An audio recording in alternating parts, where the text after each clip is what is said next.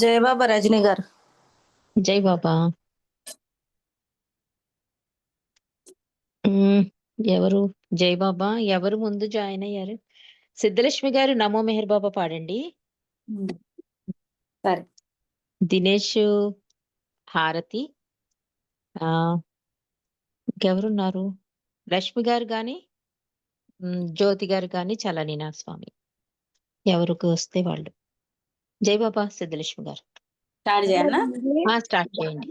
జాని అంటే మేము ఫైటింగ్ చేసుకోమనా ఏంది మా ఇద్దరిని ఇప్పుడు మీరు? అలా కాదు, అంటే ఒకళ్ళకి వస్తుందో రాకపోతుంది కదా, అందుకని డౌట్ వచ్చింది నాకు. అంటే రాదు అంటారేమో అని.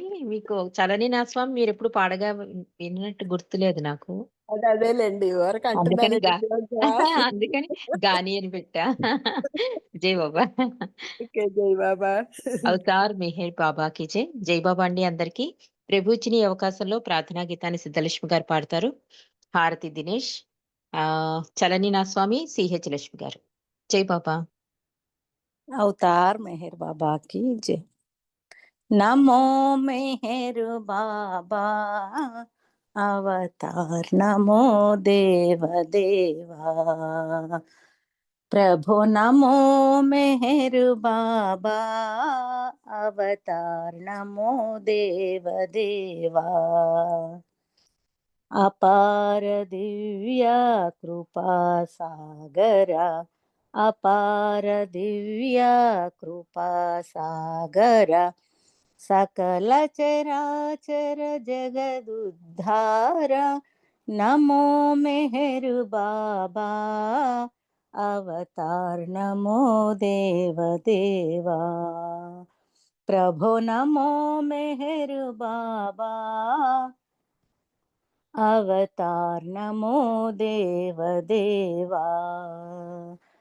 జోహారులివే శ్రీ మెహరు బాబా, మహిని జనించిన మానవ రూపా. జోహారులివే శ్రీ మెహరు బాబా, మహిని జనించిన మానవ రూపా. ఇహ పరానంద జీవనమీవ, ఇహ పరానంద జీవనమీవ. భవభయ భంజన పరమ పావన, నమో మెహరు బాబా అవతార్, నమో దేవ దేవా। ప్రభు నమో మెహరు బాబా అవతార్, నమో దేవ దేవా। అజ్ఞానాంధత అంతము చేసి దివ్య విజ్ఞాన దృష్టిను సంగి, అజ్ఞానాంధత అంతము చేసి దివ్య విజ్ఞాన దృష్టిను సంగి, హరిషేడ్వర్గము అంతరింపగా, హరిషేడ్వర్గము అంతరింపగా, అవ్యయ మోక్షంబను గ్రహింపుము, నమో మెహరు బాబా అవతార్, నమో దేవ దేవా। ప్రభు నమో మెహరు బాబా అవతార్, నమో దేవ దేవా। అపార దివ్యా కృపా సాగర, सकल चराचर जगदुद्धार, नमो मेहर बाबा अवतार, नमो देव देवा। అవతార్ మెహర్ బాబాకి జై. జై బాబా అండి రజని గారు. అనుకోకుండా అవకాశం వచ్చింది. థ్యాంక్స్ జై బాబా అందరికి.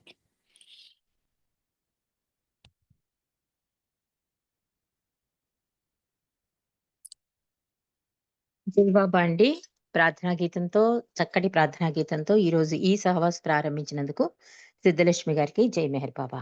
జై బాబా. జై బాబా అండి. మనం గత కొన్ని రోజులుగా సత్య సంపద రెండవ భాగంలోని అద్భుత విశేషాలను, అంటే మన జీవితంలో ఆచరించడానికి కూడా అనువైన అద్భుత విశేషాలను బాబా ద్వారా మండలి ద్వారా రుస్తుంబి పల్హాటి మనకి తెలియజేస్తున్నారు. ఈ నిన్నటి రోజు మనం ఎక్కడ ఆగాము అంటే బాధ్యత గురించి చెప్తున్నాడు. అంటే ఎలా బాధ్యతగా ఉండాలి బాబా యందు అన్న విషయంలో రుస్తుంబి ఫల్హాటి మనకు తెలియజేస్తున్నారు. అక్కడ ఉన్నాం. అది కంటిన్యూ చేసుకుందాం. అంటే మెహరాబాద్ వచ్చిన కొత్తలో చాలా ఉత్సాహంగా అంటే ఆ ఉత్సాహం ఏమవుతుందంటే బాబా దగ్గరికొచ్చేసాం మనం ఊపులో ఎక్కువ వర్క్ చేయడం వల్ల నాకు తర్వాత తర్వాత ఏం తెలిసిందంటే నాకు నాకు కూడా కొంత టైం కావాలి. నాకు కూడా కొంచెం రిలాక్స్ కావాలి అని అనిపించేట రుస్తుంబి ఫల్హాటికి. ఆ హెవీ వర్క్ వలన. అందుకని వాకింగెళ్ళాలని గాని, లేతే ప్రశాంతంగా ఒక 5 నిమిషాలు కూర్చోవాలని గాని అనిపించేది. కానీ మండలి వద్ద పని చేసేటప్పుడు మాకలాంటి భోగాలు లేవు అంటున్నాడు. భోగాలు అంటే మనం వేరే రకంగా తీసుకోకూడదు. అంటే తనకంటూ ఒక టైమ్ స్పెండ్ చేసుకుందుకి వీలు కుదిరేది కాదట. ఒక పని తర్వాత ఒక పని, ఒక పని తర్వాత ఒక పని అప్పచెప్పడం, అది చేయడంలో నిమగ్నమైపోవడం. దాని గురించి ఇరిచితో అంటే, ఇరిచి చాలా అద్భుతంగా అంటాడు. బాబాతో మేం గడిపిన జీవితం ఇంకా కఠినమైనది రుస్తూ.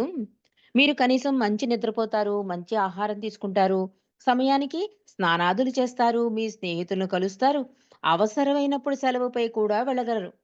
అంతేకాదు మీరు ఒకే చోట ఉండడానికి అవకాశం ఉంది. అన్నిటికంటే ముఖ్యంగా మీకిష్టమొచ్చినట్లు మీరు ఆలోచించవచ్చు. "ఏం ఆలోచిస్తున్నావు?" అని అడిగేవారు కూడా లేరు కదా! కానీ మాకు బాబాతో ఉన్నప్పుడు అలాంటి స్వేచ్ఛ లేదు. అంటే ఎ ఎలాంటి స్వేచ్ఛ లేదు? వాళ్ళ గురించే కాదండి. కనీసం ఆలోచన కూడా మనసులో కూడా ఎలాంటి ఆలోచన కూడా లేకుండా బాబాతోనే ఉండే అంటే ఆ జీవితం చాలా పరిమితులు కలది. అంతేకాదు ఆ జీవితం ఏ విధమైన సౌకర్యాలు లేనటువంటి మరియు వేధింపులతో కూడినది కూడా అని చెప్పాడు టిరిచి. మీరింకా నయం. మీరు పర్వాలేదు. నాది మా మా మేమైతే ఇంకా దారుణం అని చెప్తున్నాడు. ఇది చెప్పాక రుస్తుము మళ్ళీ నెక్స్ట్ తన తన విషయంలోకొచ్చాడండి. అంటే తను ఫస్ట్ మెహరాబాద్ వచ్చినప్పుడు మెహరాజాద్ క్లోజింగ్ అయ్యిందట. కానీ తను స్థిర నివాసి కనుక తను ఫస్ట్ ఎంటర్ అవ్వడానికి అంటే ఆ మెహరాజాద్‌లో స్థిర నివాసిగా ఉండడానికి 1989లో మొట్టమొదట నాకొక్కడికే పర్మిషన్ వచ్చింది అని చెప్తున్నాడు. అక్కడేంటి ఒకళ్ళు డాక్టర్ షెల్లీ, ఫలు ఉండేవారు. ఫలు ఏంటి మెహరాజాద్ సంరక్షకుడైతే, షెల్లీ డాక్టరు. వీళ్ళిద్దరూ ఎప్పుడైనా రావచ్చు, వెళ్ళవచ్చు. అంటే స్థిర నివాసులకి ఆ ఫెసిలిటీ ఉంది. కాబట్టి వాళ్ళు మెహరాజాద్‌లో ఉన్నారు. నేనెళ్ళేసరికి అని చెప్తున్నాడు. నిన్నటి రోజు అంతవరకు తలుచుకున్నామండి. ఈ రోజు విషయంలోకొద్దాం. ఆహ్, ఫలానా తారీఖున నా సామానుతో పాటు వచ్చి ఉండమని మెహరాజాద్ నుండి కబురు వచ్చింది నాకు. నేను రాగానే నాకొక గది చూపించగా నేనందులో నా లగేజీ సర్దుకున్నాను. మణి నా వద్దకు వచ్చి, "ఆఖరికి వచ్చేశావా నాయనా?" అన్నారు నన్ను చూసి. ఆవిడ మాటలు నా హృదయాన్ని నింపగా, బాబా ప్రేమతో నా ఆత్మ నిండింది. "ఇంటికి వచ్చేశావా నాయనా?" అనే మాటలే నాకెంతో ఆనందాన్నిచ్చాయి. నేను నా భావాలను మణితో పంచుకుంటూ ధన్యవాదాలు చెప్పుకున్నాను. "నాకు కాదు, బాబాకు ధన్యవాదాలు చెప్పు" అన్నారు సోదరిమణిజ. మెహరాబాదులో వలె ఇక్కడ కూడా ప్రత్యేకమైన విధులు, పనులు నాకు కేటాయించబడతాయని ఎదురు చూస్తున్నాను నేను. మెహరాజాదు సంరక్షకునిగా నేనేం చెయ్యాలో చెప్పబడలేదు. ఫలు కూడా వెళ్ళేటప్పుడు ప్రత్యేకంగా ఏం చెప్పలేదు నాకు. అంటే మెహరాజాద్ ఎందుకొచ్చాడు అంటే, ఈ ఫలు అన్నాయన కొన్నాళ్ళు లీవ్ తీసుకున్నాడు. ఆయన ప్లేస్‌లో వచ్చాడమాట. రుస్తుం ఏమనుకున్నాడంటే, మెహరాబాద్‌లో ఉన్నప్పుడు పనుల్లాగే మెహరాజాద్‌లో కూడా కొన్ని బాధ్యతలేవో ఉంటాయి. అవి చెయ్యాలేమో అనుకున్నాడు. కానీ అక్కడ ఏమి అలాంటి బాధ్యతలిచ్చినట్టు గాని, ఆ ఫలు కూడా వెళ్ళేటప్పుడు ఈ ప్రత్యేకమైన పనులు చెయ్యని గాని, నాకేమీ చెప్పలేదు అని చెప్తున్నాడు. ఎప్పుడూ ఈ ప్రదేశాన్ని విడిచి వెళ్ళకు అన్నాడంతే. అంటే ఈ మెహరాజాద్‌ని మాత్రం ఎట్టి పరిస్థితుల్లోనూ విడిచి వెళ్ళకు అని మాత్రం చెప్పాడు ఫలు. అక్కడ ఎవరికైనా ఏదైనా సహాయం అవసరమైతే వాళ్ళే నీ వద్దకు వస్తారని చెప్పాడు ఫల్లు. యాత్రికులు వచ్చిపోయే సమయాలలో ఎరిచ్చి మొదలగు మండలి సభ్యులు మండలి హాలులో ఉన్నప్పుడు నేను కూడా అక్కడే ఉండి వారికి కావలసిన సహాయాన్ని అందించేవాడిని. నిజంగా చెప్పాలంటే పెద్ద పనేమీ లేదు మెహరాజాదులో. యాత్రికులు ఎరిచ్, మణి మరియు బాలనాటను కలవడానికి రాని రోజుల్లో పని అసలు ఉండేదే కాదు. అలాంటి ఖాళీ సమయాన్ని బాబా పుస్తకాలు చదువుకోవడానికి వాడుకున్నాను. అంటే మెహరాజాద్‌లో పనేముంటుందండి? మామూలుగా మండలి పర్సనల్ పనులుంటాయి గానీ, మనమంటూ స్థిర నివాసిగా అక్కడికెళ్ళినప్పుడు ఇక్కడేం డ్యూటీస్ ఉండవు.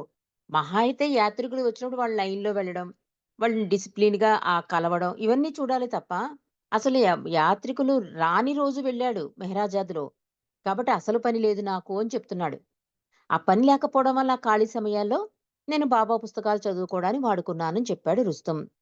అలా చాలా రోజులు గడిచాక సరైన పని లేక ఖాళీగా ఉండడం విసుగనిపించింది నాకు.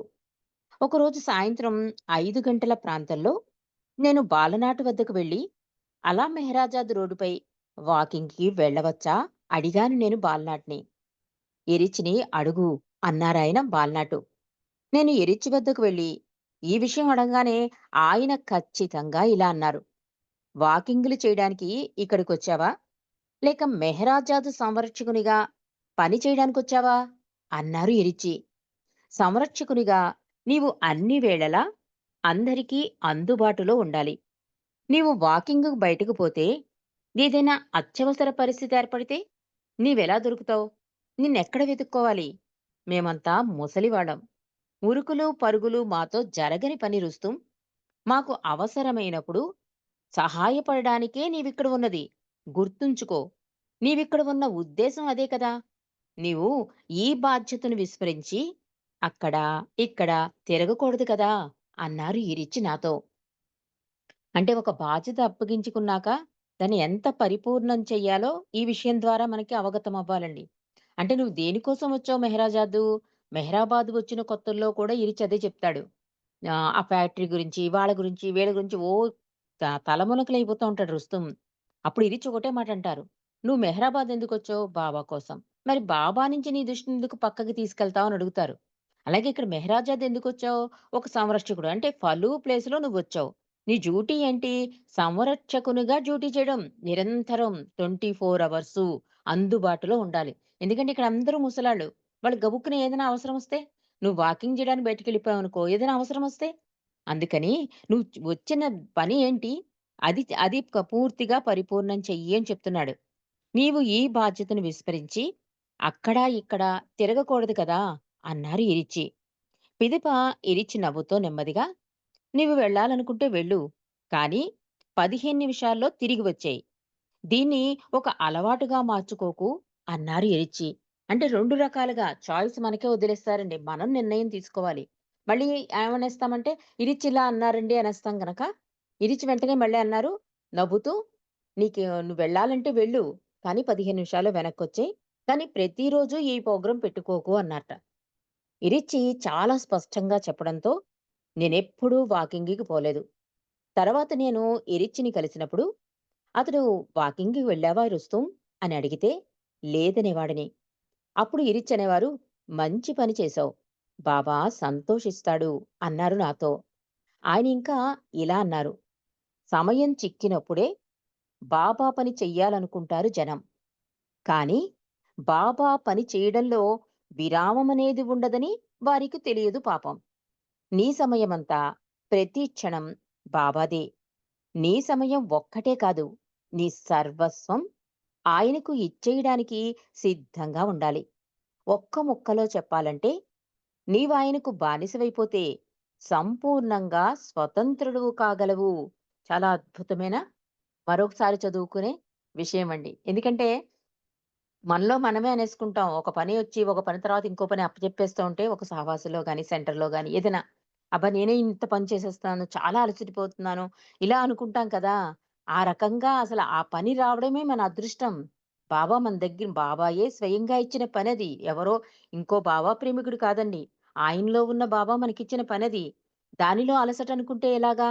అది కూడా బాబా స్మరణే. ఎంత అద్భుతంగా ఇది చెప్తున్నారంటే బాబా సంతోషిస్తారు అని చెప్తున్నాడు. ఎప్పుడైతే ఎరిచి మాటల అర్థం తెలిసిందో, వెళ్ళడం మానేశాడు వాకింగ్‌కి. ఇరిచ్చి అడిగితే కూడా ఏం చెప్పాడు? నేను వెళ్ళలేదు అని చెప్పాడు. అప్పుడు ఇరిచ్చి చాలా సంతోషించాడు. నన్ను సంతోషపెట్టావు అనలేదు చూడండి. నా మాట విన్నావు చక్కగా ఇలా అనలేదు. చాలా మంచి పని చేశావు. బాబా సంతోషిస్తారు. అంటే మండలి ఎలా ఆలోచిస్తారు అన్నది మనకిక్కడ చాలా అద్భుతంగా అర్థమవుతుంది. అంటే బాబా సంతోషం తప్ప వాళ్ళు ఇంకేది ఆలోచించరు. అందుకని ఇరిచ్చి ఏం చెప్తున్నాడు? సమయం చిక్కినప్పుడే బాబా పని చెయ్యాలనుకుంటారు జనం. అంటే కొంచెం ఇదయిపోనిండి. ఇదయ్యాక పూర్తిగా బాబా పనిలో మునిగిపోతాను నేను. బాబా సేవలో తరించిపోతాను అంటూ ఉంటారు కదా! అది అసలు కానే కాదు అంటున్నాడు. కానీ బాబా పని చేయడంలో విరామమనేది ఉండదని వారికి తెలియదు పాపం. నిజంగా నువ్వు బాబా పనిలో తలమునకలైపోతే అసలు నీ గురించి అంటే నేను అన్నది పోతుందండి అక్కడ. బాబాకే అర్పణ అయిపోతాం కదా! బాబా పనిలో మునిగిపోతాం. అందుకే మండలి అంత అద్భుత ధన్యజీవులు. వాళ్ళ తిండి కానీ, నిద్ర కానీ ఏ సౌకర్యం వాళ్ళు చూసుకోలేదు. ప్రభువు ఇచ్చిన పనిని నెరవేర్చడం, ఆయన సంతోషాన్ని కోరడం ఈ 2 ఒకటే ఉండేవాళ్ళ మైండ్‌లో. అందుకని ఇది చెప్తున్నాడు. నీ సమయమంతా ప్రతి క్షణం ఆయనదే. అంటే మరి అర్పణ చేసుకున్నాం కదా! బాబా ప్రేమికులుగా ఇప్పుడు ఇరిచ్చేనా? మనమేనా? ఒక బాబాని ప్రేమిస్తున్నాము. అందుకే నిరంతర నామస్మరణ అధికాధికంగా ప్రేమించండి. 2 చేతులతో నా కొంగు గట్టిగా పట్టుకోండి. ఇవన్నీ మంత్రాలండి మనకి. ఎందుకంటే ఆయనకి సర్వార్పణ అవ్వడానికి దారి చూపిస్తాయి ఇవన్నీ కూడా. కాబట్టి ఇక్కడ రుస్తుమును కూడా ఏమంటున్నారు బాబా ఇరిచి, ప్రతి క్షణం ఆయనకిచ్చేసావు కదా నువ్వు. ఇక నీదంటూ ఏదీ లేదు కదా! మరి ఇంకెందుకు విరామం కావాలి, విశ్రాంతి కావాలి అనుకోవడం. నీ సర్వస్వం ఆయనకి ఇచ్చేయడానికి సిద్ధంగా ఉండాలి. ఒక్క ముక్కలో చెప్పాలంటే, నీవాయనకు బానిసవైపోతే సంపూర్ణంగా స్వతంత్రుడు కాగలవు. అంటే ఈ ఆత్మ స్వతంత్రాన్ని పొందుతుంది, స్వేచ్ఛను పొందుతుంది. రాపోతే బంధనాల్లో ఇరుక్కుపోతుంది, సంస్కారాలు పెరిగిపోతాయి. పరమాత్మలో కలవడానికి అవకాశమే ఉండదు. అంటే స్వేచ్ఛ అంటే పరమాత్మలో కలవడమండి. ఏ బంధనాలు లేకుండా ఆయన దరికి చేరడానికి అవకాశం కలుగుతుంది కనుక, దాన్ని స్వేచ్ఛ అంటున్నాడు ఇరిచి. మరొక సందర్భంలో మెహరాబాదులో నివసిస్తూ తన బాధ్యతల పట్ల విముఖత చూపిస్తూ నిరంతరం బాబా సమాధి చుట్టుపక్కలే ఉండాలనుకునే ఓ ఒకతనిని మణి మందలించింది. అప్పటికే అతనికి చాలా ప్రేమగా ఈ విషయమై హెచ్చరికలు ఇవ్వబడ్డాయి. అంటే స్థిర నివాసి అన్నవాడు ఎప్పుడూ కూడా బాబా పనిలో తలమునకలైపోవాలండి. అంతేగాని స్థిర నివాసంగా నేనున్నానక్కడ, ఇంక బాబా సమాధి దగ్గరే కూర్చుంటాను గంటలు గంటలు, అక్కడే ఎక్కువ టైం స్పెండ్ చేస్తాను అంటే అది కుదరదు అని చెప్తోంది. అప్పటికే అతనికి చాలా ప్రేమగా సోదరి మణిజ హెచ్చరికలు ఇవ్వబడ్డాయి. కానీ అతడు మండలి మాటలను పెడచెవిని పెట్టడంతో మణి చాలా దృఢంగా అతనికి నచ్చజెప్పింది. అతను మణి మాటలను అడ్డుపడగా ఆమె అన్నారు, నీ ఇష్టమొచ్చినట్లు చేయడానికి నీవిక్కడకు రాలేదు. నీవు చెప్పబడినట్లు చేయడానికి మాత్రమే. అంటే నీకు ఏం చెప్పారో అవి చేయడానికే నువ్వొచ్చావు. అలా చెయ్యలేకపోతే ఇక్కడుండవలసిన పని లేదు. అందుకే మనకి డీ హాస్టల్‌లో అక్కడ కూడా 1 మంత్ కన్నా ఉండకూడదు అని పెట్టేశారండి రూలు. ఎందుకంటే మనం అక్కడ ఏమవుతుందంటే మనం ఇంక కొంచెం చొరవొచ్చేస్తుంది, స్వతంత్రం వచ్చేస్తుంది. మన అన్ని వికారాలొచ్చేస్తాయి. దానివల్ల ఏమవుతుంది మన ఆత్మ ప్రయాణానికి చాలా అడ్డొచ్చేస్తాయి. ఇప్పుడు మణి హెచ్చరించింది అంటే అది కోపంతో కాదు, ప్రేమతో చాలా సార్లు చెప్పింది. ఎందుకు ఆ మెహరాబాద్‌లో స్థిర నివాసం ఏర్పరచుకున్నాము అంటే అది ఒక ఆధ్యాత్మిక శిక్షణ అంటారు మండలి వాళ్ళు కూడా. ఏం జరిగినా కూడా బాబా మీద దృష్టి, బాబా సంతోషం. ఈ 2 నుంచి పక్కకెళ్ళకూడదంటారు. ఎంత నష్టం కలిగినా, ఎంత కష్టం కలిగినా కూడా. కాబట్టి ఇక్కడ మణి కూడా ఏం చెప్తోందంటే, నీ ఇష్టమొచ్చినట్లు ఉండాలి అంటే మెహరాబాద్ ఎందుకు? నువ్వు నీ నీ ఊరికెళ్ళిపో. కానీ నీకు చెప్పబడిన బాధ్యతలుంటాయి కదా! కొన్ని పనులు ఏదో ఒకటిస్తారు. ఏదో ఒక పని ఇచ్చినప్పుడు, ఆ పని గురించి చెయ్యాలి తప్ప, నేనా పని చెయ్యను, నా ఇష్టమొచ్చినట్లు ఉంటాను అంటే, ఇక్కడ అలా కుదరదు అని చెప్తోంది. అంటే ఆధ్యాత్మిక శిక్షణ అంటే అక్కడేదో వాళ్ళ చేత చాకరీలు చేయించేసి, ఏదో పెద్ద పెద్ద పనులు చెప్పి అలా ఉండదండి. ఆ ఆత్మ ప్రయాణానికి ఏది అవసరమో బాబా మండలి చేత చెప్పిస్తే మండలి చెప్తారు మనకి. అవి బాబా మాటలు తప్ప, మణి మాటలు, ఎరిచ్చి మాటలు అస్సలు కానే కాదు. ఎందుకంటే భౌతిక దేహం చాలించాక మండలి మనగలిగారు అంటే, వాళ్ళు బాబా ఏమేమి డ్యూటీలు ఇచ్చారో ఇరిచి కూడా చెప్తాడు. ఇన్నాళ్ళు బాబా మనతో ఉన్నారు. ఇప్పుడు బాబాతో మనం ఉండవలసిన సమయం ఆసన్నమైందని చెప్తాడు మండలి వాళ్ళతో ఇరిచి. ఆ మాటలకు అర్థమేంటంటే, బాబా ఎక్కడికి వెళ్ళలేదు. మనతోనే ఉన్నారు. అంటే ఒక్కొక్కళ్ళకి ఒక్కొక్క నిక్‌నేము, ఒక్కొక్క సరదా అయిన మాట. అది గుర్తుండిపోయేలా బాబా ఆ ముద్ర వేసేసారని ప్రతి మండలి హృదయంలో. అది తలుచుకుంటే చాలు వాళ్ళు బాబా సాన్నిధ్యంలోకెళ్ళిపోతారు. బాబా ఏ విషయంలో సంతోషమో వాళ్ళకి తెలుసు గనక, అందుకని ఆ పనులు చెయ్యండి అని కూడా ఇరిచి చెప్తాడు. అంటే బాబా ఉన్నారు కనుక, వాళ్ళకా అనుభూతి ఉంది కనుక, ఆయన సాన్నిధ్యం ఉందని కనుకే మనం ఇప్పటికి మెహరాబాద్ ఎళ్ళినా ఎందుకు బాబా ప్రెజెన్స్ ఫీల్ అవుతామంటే, వాళ్ళు బాబాని అలా నిలబెట్టేశారండి.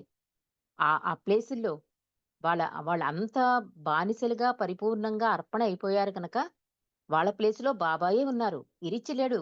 బాబాయే ఉన్నారు. మణి లేరు. కానీ మనకి సాకారంగా మనకి వాళ్ళు కనిపిస్తారు. ఇరిచ్చి, మణిని. కానీ ఉన్నది బాబాయే అక్కడ. కాబట్టే మెహరాజాద్ బాబా రూమిళ్ళ మెహ్రాం రూమ్ కానీ మనం చూసినప్పుడు మండలి హాల్ గాని, మనం ఎందుకు వాళ్ళ స్పీచెస్ వింటున్నప్పుడు బాబా ప్రెజెన్స్ ఫీల్ అవుతాము అంటే, అక్కడ బాబా వచ్చి ఉన్నారు కనుక, ఉంటున్నారు కనుక, సర్వాంతర్యామి అయిన భగవంతుడు భౌతిక దేహం చాలించినా కూడా ఆహ్, మెహరాబాద్‌లో ఉంటారని బాబాయే చెప్పారు. కాబట్టి మండలి మాట్లాడుతున్నారు అంటే, అది ఒక నేరం కింద, అదేదో కక్ష కొద్దీ మాట్లాడుతున్నారు అని భావించకుండా, మన ఆత్మ ప్రయాణం కోసం బాబా చెప్పిస్తున్నారు మండలితో అని మనం భావించాలి.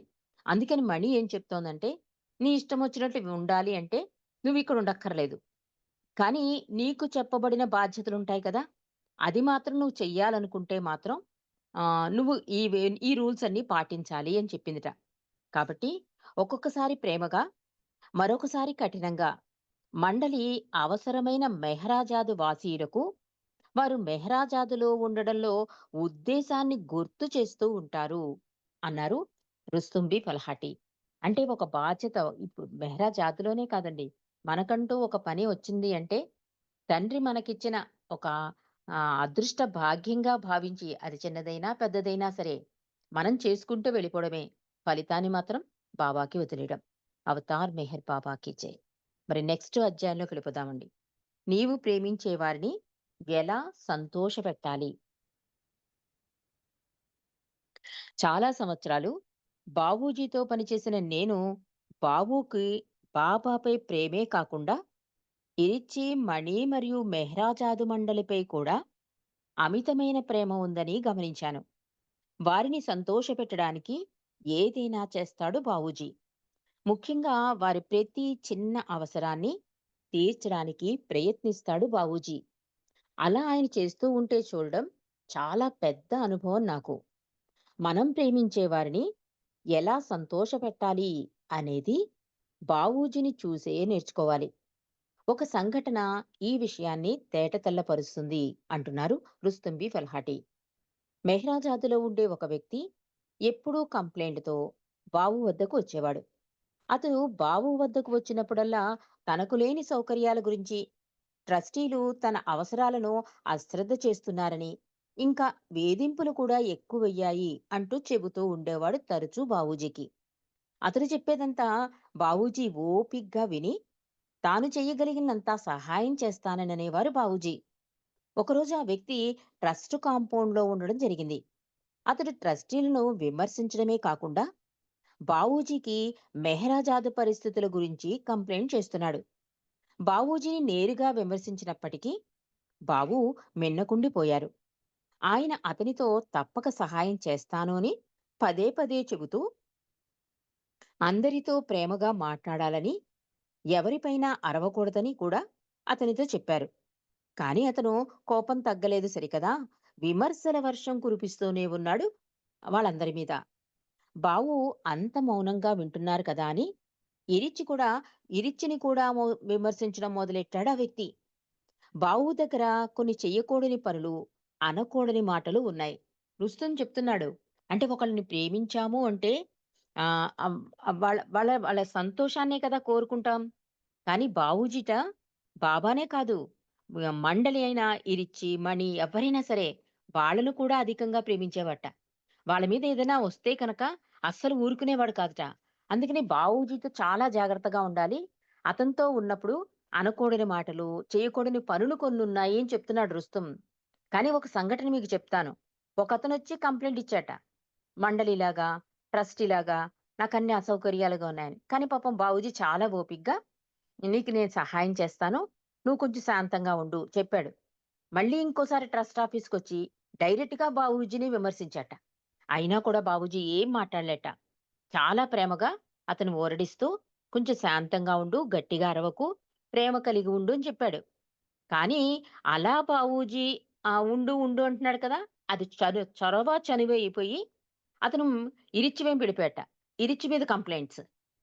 అండ్ ఇక్కడ గమనించవలసిన విషయం ఏంటంటే, బావు దగ్గర కొన్ని చెయ్యకూడని పనులు, అనకూడని మాటలు ఉన్నాయి చెప్తున్నాడు రుస్తుం. అదే ఇరిచ్చీమడలను విమర్శించడం. అంటే తన్ని విమర్శించినా బావూజీ ఊరుకున్నాడు. కానీ అతను ఇరిచ్చి దగ్గరికెళ్ళిపోయాడు. దాంతో అతనికి కోపమొచ్చేసింది. అతను ఇరిచ్చిని విమర్శించడం వినగానే బావూజీ మండిపడిపోయాడు. అతని వైపు తిరిగి, ఇరిచ్చిని మరొక్క మాటంటే ఊరుకోను. నేను సహించలేను. నిన్ను బయటకు గెంటివేయవలసి ఉంటుంది. నీకసలు తెలివి ఉందా? ఇరిచ్చి ఎవరో అసలు నీకు తెలుసా? అతన్ని విమర్శించడానికి ఎంత ధైర్యం నీకు? ఎవరి గురించైనా నీవు ఏమైనా అనవచ్చు. నన్ను కూడా అనవచ్చు. కానీ వాళ్ళిద్దరి గురించి ఒక్క మాట అన్నా కూడా నేను సహించను.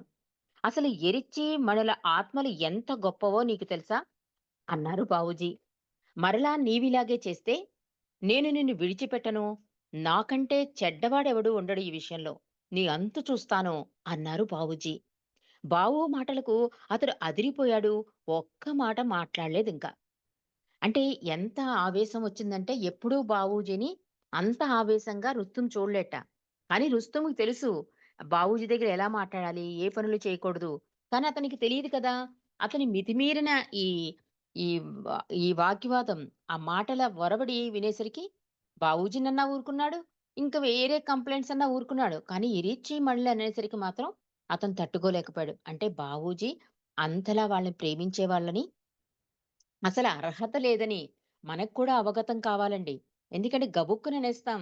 ఇది చలా అన్నాడేంటండి? మణి ఇలా చేసిందేంటండి? అనేస్తాం. అస్సల మనం ఒక్క మాట కూడా అది బాబాకి సంతోషం కాదు అని మనం గ్రహించాలి. ఎందుకంటే మండలి గురించి ముందు ముందు బావూజీ చెప్తాడండి. అప్పుడు మనకి పూర్తిగా అవగతమవుతుంది. మండలి అన్నది వాళ్ళు కూడా ఒక రకంగా బాబా స్వరూపులే మనకు అవగతమయ్యేలా బావూజీ చెప్తాడు. అది మనం సోమవారం తెలుసుకుందాం. సోమవారం నుంచి మనం మెహరాబాద్‌లో ఉంటాం కనుక, ఈ మండే కాకుండా నెక్స్ట్ మండే నుంచి మిగిలిన విశేషాలు తెలుసుకుందాం. అవతార్ మెహర్ బాబాకి జై. జై బాబా అండి. జై బాబా. అవతార్ మెహర్ బాబా కీ జై. సనాతన పురుషుడవు నీకే ప్రభుమా మనసు హారతులు పలుకకే ఎదలు దోచిన నీకివేమా ప్రేమ హారతులు సనాతన పురుషుడవు నీకే ప్రభుమా మనసు హారతులు పలుకకే ఎదలు దోచిన నీకివేమా ప్రేమ హారతులు ప్రభుని ప్రేమకే వశమై సమస్తము నీవే అన్నాము సదాని నామస్మరణములో ఇలాగే బ్రతుకుచున్నాము మెహరుమా తత్వమెరిగిన నీకివేమా మనసు హారతులు ప్రేమతో ఆదరించిన నీకివేమా ప్రేమ హారతులు కనులలో నిండిపోయేను నీ రూపం మందహాసముతో